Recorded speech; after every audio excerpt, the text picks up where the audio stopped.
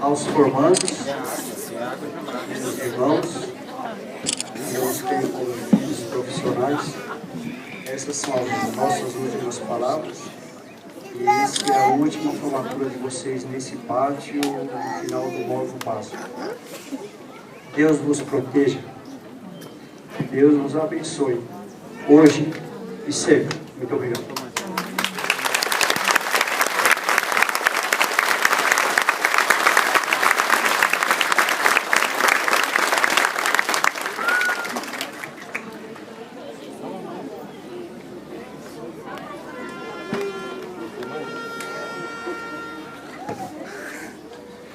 Senhoras e senhores, dentro em breve daremos sequência à nossa solenidade com a continência mais alta autoridade.